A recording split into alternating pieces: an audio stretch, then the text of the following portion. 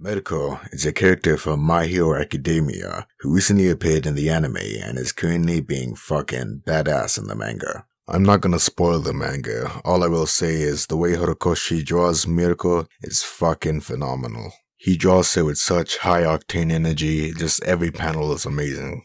Looking back at my drawing, I probably should have tried to recreate some of that. Looking back at this, I probably should have done a more cartoony style so I could exaggerate the movement more. Even the pose I started with wasn't very focused on strong movement, it was mostly based off of a realistic parkour pose. I'm too invested inside my comfort zone of drawing realistic things and adding much realistic detail. I should probably practice drawing how things could look like and not how things should look like. I'm too cemented into the realism aspect of drawing, of illustrating. I need to learn to exaggerate more and bend and exaggerate proportions and anatomy to really sell what I want the illustration to convey. Looking at the finished drawing, it looks fine. All the details are sorted and everything I aimed for I executed well, but probably could aim for a more exaggerated motion and really sell the speed of her movement. Well, it's not just that either. I feel like my style really didn't mesh well with this character. I mean, the face came out pretty good. It looks just like Miruko, just a bit more detailed and shaded. But the rest of the body might have too many details. The folding of the clothes, the anatomy, all the complex muscle structure in the anatomy versus the simple structure of the face might be a bit too much. Probably should have tried for more cel-shaded instead of heavily shaded like I do. That's definitely something I should practice more. Oh, and a bit of footage got missing here. Nothing really major got changed besides the violets being turned black. When I was looking through reference material, I found that when she was colored with the black leggings as opposed to the normal darkest blue color people use for dark colors like Venom or Spider-Man, I found that I liked it better when she had black leggings. I preferred the color palette of the tan skin, orange accents, and the white and black as opposed to it with blue.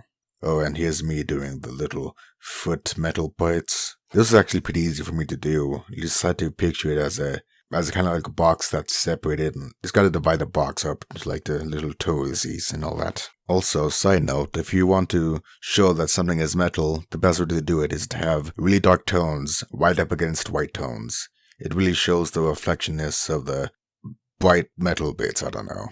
I also thought about making the stockings like a simple matte black instead of a latex shiny black, but having it have shiny spots is visually more interesting than just having it more naturally shaded. I had to admit in general, I had to really force myself to make this drawing. There were quite often a lot of times when I was just sick of drawing, and every time I was drawing, I was like, I don't want to draw anymore. I just want to fucking watch TV or something. But every time I would stop drawing and just watch TV, I'd be like, I need to fucking do something. I need to fucking make the video and just fucking get it out already. Not like I'm expecting any kind of measure of success with this video, it's something to fill time and it really helps me improve a bit. Not in drawing, but in like getting somewhat known for my art, because it's kind of hard getting noticed for art online, because there's so many artists out there. There's an endless wave of other artists that are peaking to the top while you're trying to get a bit up there, trying to float a bit. Like, my art isn't amazing or anything, I'd say that, at least from my perspective, but it's not bad, and you know, people would appreciate it if they've seen it, I'd like to say, but it's just hard to get noticed in general. And if you do get noticed, it's most likely a passing glance. That's just, oh, that's a neat drawing. Oh, that's a Miruko from My Academia. That's cool. And they just scroll on past. Your art needs to be amazing in order to be noticed by a large number of people. And even if it is amazing, it still has a chance of not getting noticed in general. But a video showcasing how the art is made is more intimate and is more likely to get more attraction, as people would look at it longer as opposed to looking at it for a second. But that's just me being a little crybaby. But man, is that hand bullshit. That gave me a bit of trouble. Though the original hand would have been a lot easier to do. But I thought having a hand facing outward, feeling the wind as she's jumping through the air would be a lot better to do. Was it worth it? Would anyone notice? Probably not. You didn't until I pointed it out, I'm sure. So why'd I do it? I don't know. It wasn't for the love of the craft, or me being anal about realism. Oh yeah, now remember, I did the hand because I was recording and I didn't want to go back and cut out me starting a new hand and then ditching that. This video is sped up by 60,000%. Every minute is an hour, and since I took a minute to draw the hand, that means it took me an hour to work on the hand. This drawing took 8 hours, which is actually pretty long for me. All the other drawings on this channel are like 4 or 6 hours. So an entire hour of me working on the hand took up an eighth of the entire drawing. And the other hour was me working on the hair, which you'll see me do in another hour/minute. Sorry for the speed of the video in general as well. It might be hard for you to see what I'm doing, since I'm moving so fast. I do plan on making a video of me breaking down how I do the drawings. Unless you already have a hand in art, it might be hard for you to notice every little thing that makes up an image. It's something I learned to do when I was watching speed paints on my own. Oh, and it was at this time of the drawing when I realized I spent a lot of time on the armpit in general, which is kind of gross if you think about it. I was thinking how many times I went over this armpit, and I was like, I am probably putting too much detail into this. It makes me look like I have a sick fetish about armpits or something. So I decided to get rid of the deepness of the shadows and just brighten up a bit to get rid of all the unnecessary details of it. Which is something I wouldn't have needed to do if I wasn't so focused on detail and having accurate anatomy. Like having such a detailed armpit on this anime character with a dumb anime face, it really just like sells that, oh, this looks kind of gross. That's the kind of thing that's hard to notice when you're working on a drawing. Like you're working on just one portion of the drawing, but then someone with fresh eyes comes over and says like, do you like armpits?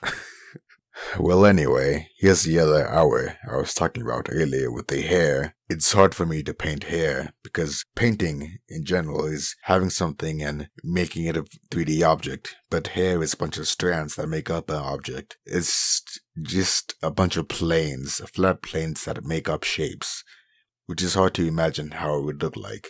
So I kind of bullshitted this together. It doesn't really fit the rest of the drawing, I think, but it gets the job done, and I was really tired of fucking doing this drawing. I was really tired of drawing at this point. The other drawings that took 4 or 6 hours, I just get them done in like 1 or 2 days. But this, I think I was working on this for 1.5 weeks. But getting her hair done was kind of an important thing to do, as that's really a part of her movement. Her long hair trailing behind her with her vast movements. But now that we're at the end of the drawing, I'd say the biggest problem about this is that the glove and the hair are both white and they kind of mesh in together. I did kind of try to separate them by having more shading on the hair, but next time I'd probably just separate where the hair and hand would be. And look, there it is, I'm finally painting the iris. Also, I didn't forget, there's that other arm. You might have thought I forgot, but I did not. Even though it does kind of just vanish behind the legs and go nowhere. Yeah. Anyway, here's a little thing from sketch to final thing. Look at that journey. Wow, isn't that amazing? I'm glad you were along to see the ride. Okay, bye.